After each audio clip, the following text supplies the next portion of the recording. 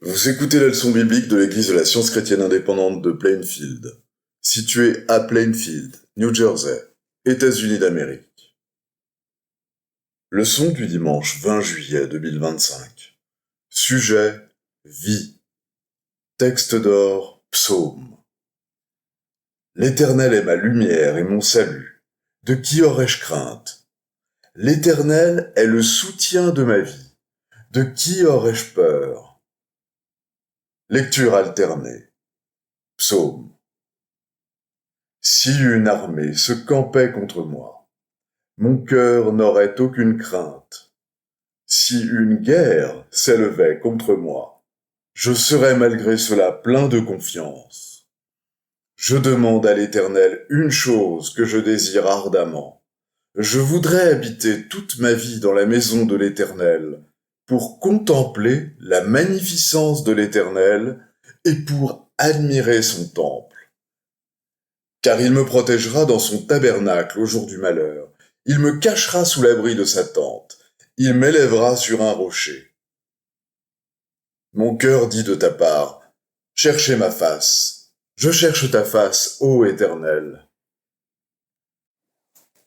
Éternel, enseigne-moi ta voie. Conduis-moi dans le sentier de la droiture, à cause de mes ennemis. Oh, si je n'étais pas sûr de voir la bonté de l'Éternel sur la terre des vivants. Oui, le bonheur et la grâce m'accompagneront tous les jours de ma vie, et j'habiterai dans la maison de l'Éternel jusqu'à la fin de mes jours. La Bible. La vie est dans le sentier de la justice. La mort n'est pas dans le chemin qu'elle trace.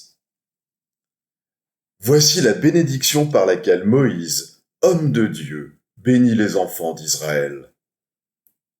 Le bien-aimé de l'Éternel, il habitera en sécurité auprès de lui. L'Éternel le couvrira toujours et résidera entre ses épaules. Que tes verrous soient de fer et d'airain, et que ta vigueur dure autant que tes jours. Le Dieu d'éternité est un refuge, et sous ses bras éternels est une retraite. Que tu es heureux, Israël! Qui est comme toi un peuple sauvé par l'Éternel, le bouclier de ton secours et l'épée de ta gloire? Tes ennemis feront défaut devant toi, et tu fouleras leur lieu élevé. L'Éternel parla à Moïse et dit, envoie des hommes pour explorer le pays de Canaan, que je donne aux enfants d'Israël.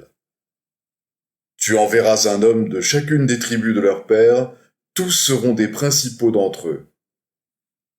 Ils furent de retour de l'exploration du pays au bout de 40 jours.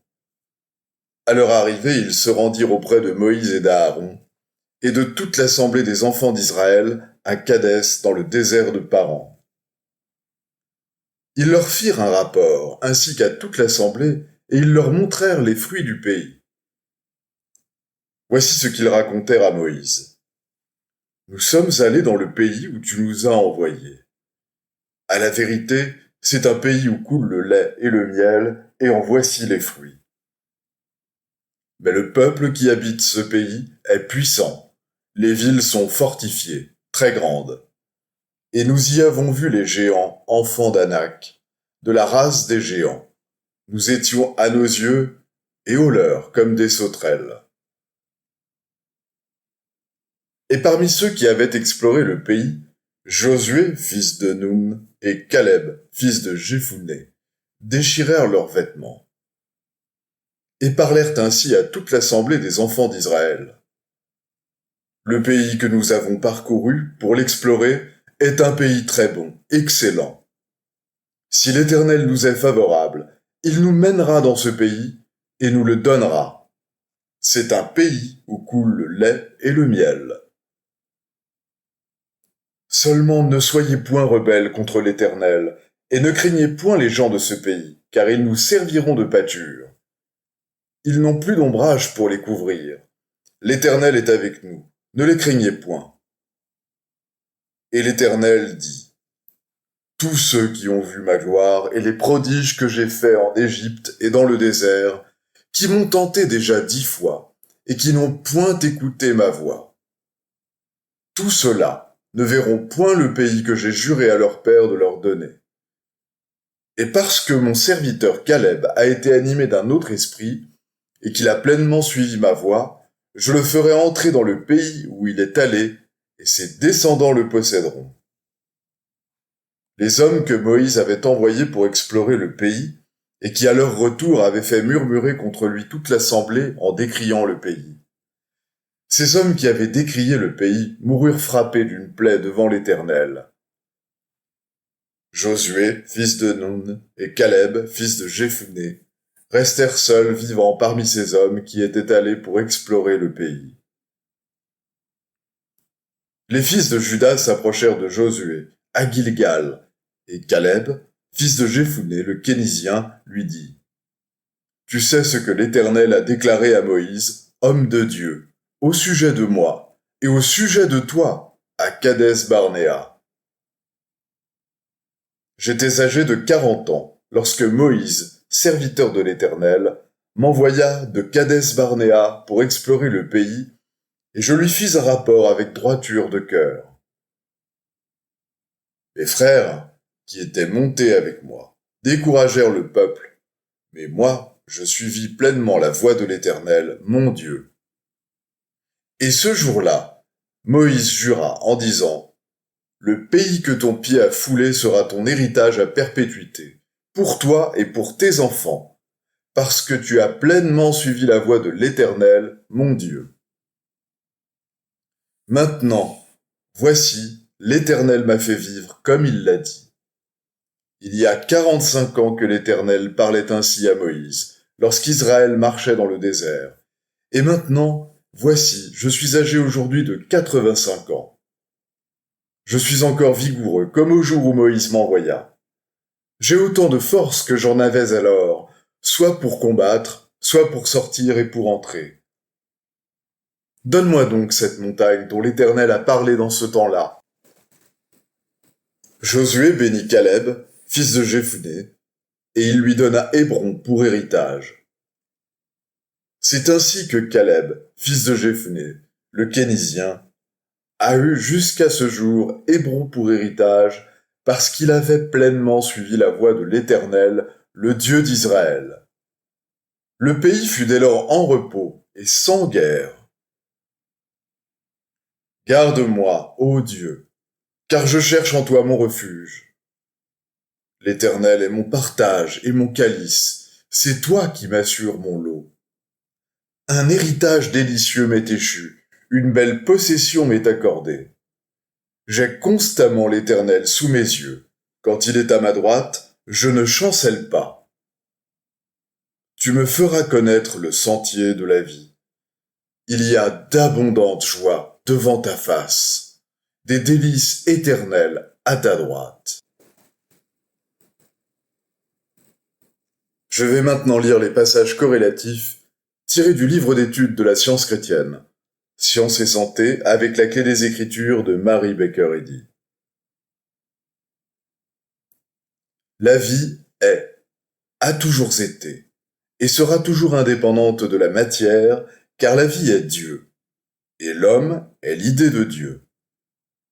Il n'est pas formé matériellement, mais spirituellement, et il n'est pas sujet à la décomposition et à la poussière.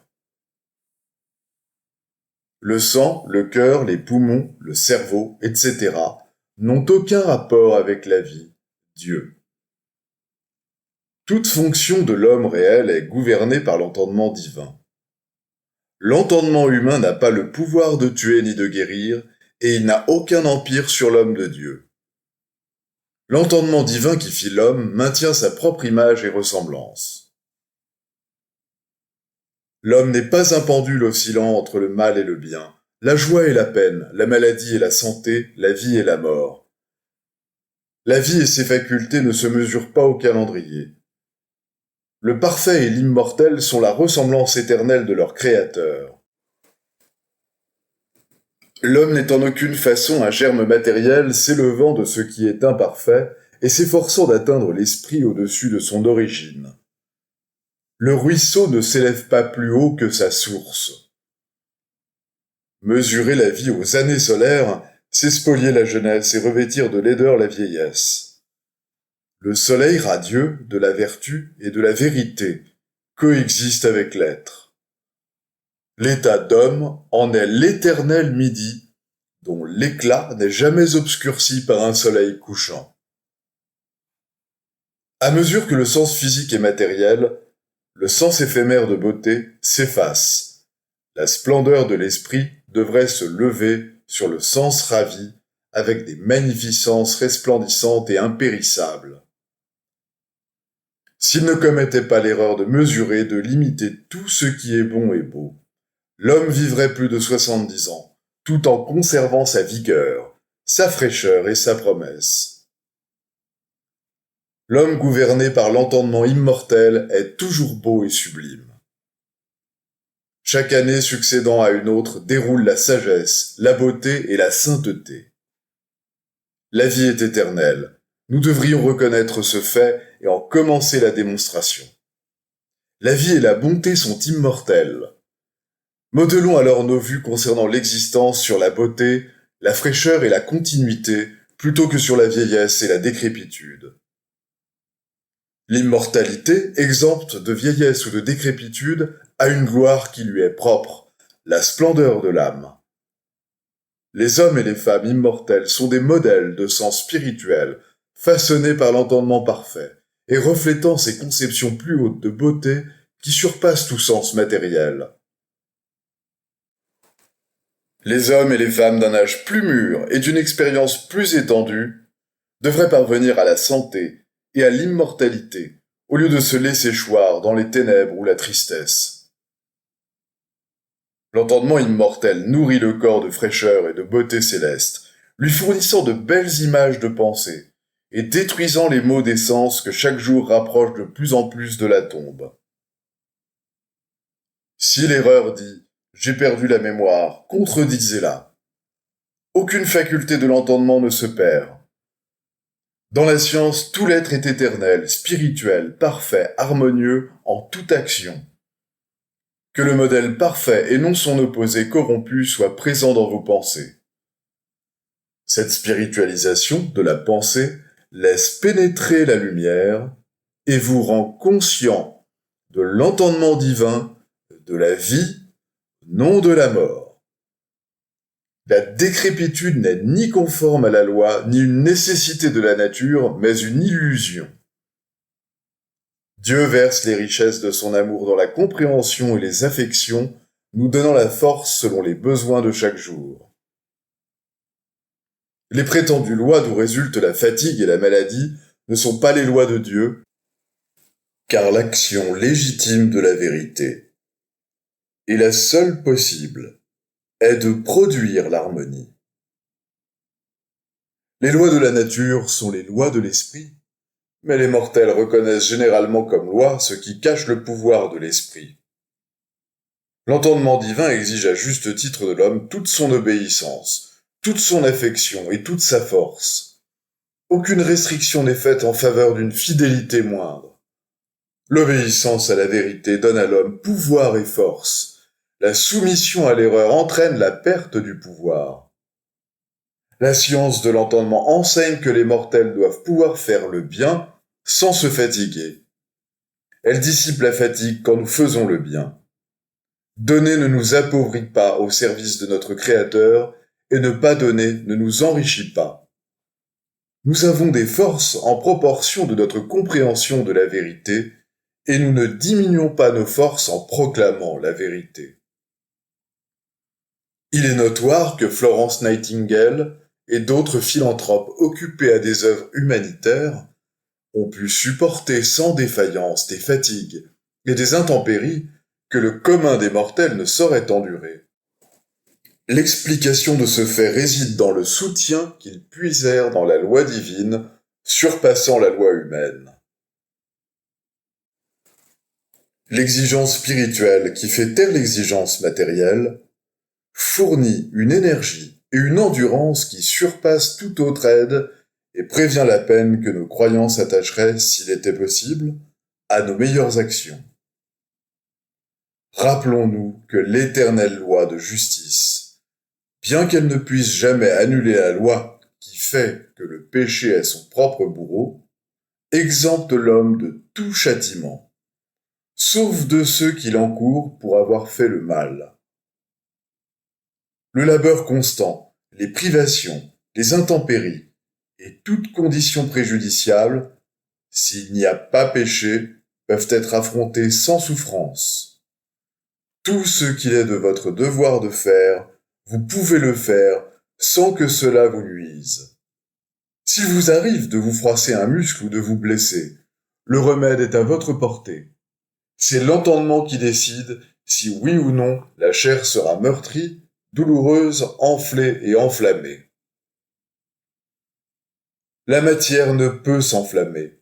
L'inflammation est la crainte, un état de surexcitation des mortels qui n'est pas normal. L'entendement immortel est la seule cause. Par conséquent, la maladie n'est ni une cause ni un effet. L'entendement est en toutes circonstances le Dieu éternel, le bien. Le péché, la maladie et la mort n'ont pas de fondement dans la vérité. Les muscles ne sont pas automoteurs. Si l'entendement ne les meut pas, ils restent immobiles. D'où le grand fait que l'entendement seul, par son autorité, développe l'homme et lui donne toute force, en vertu du fait qu'il exige le pouvoir et y pourvoit. Ce n'est pas à cause de l'exercice musculaire, mais en raison de la foi que le forgeron a dans l'exercice, que son bras devient plus fort. Nous ne comprenons la vie en science divine que lorsque nous vivons au-dessus du sens corporel et le corrigeons. C'est dans la mesure où nous admettons les revendications, soit du bien, soit du mal, que nous déterminons l'harmonie de notre existence, notre santé, notre longévité et notre christianisme. L'être est sainteté, harmonie, immortalité. Il est déjà prouvé qu'une connaissance de ce fait, si minime soit-elle, élèvera la norme physique et morale des mortels, augmentera la longévité, purifiera et ennoblira le caractère. Ainsi le progrès détruira finalement toute erreur et mettra l'immortalité en lumière. Oui, le bonheur et la grâce m'accompagneront tous les jours de ma vie, et j'habiterai dans la maison, la conscience, de l'amour pour toujours.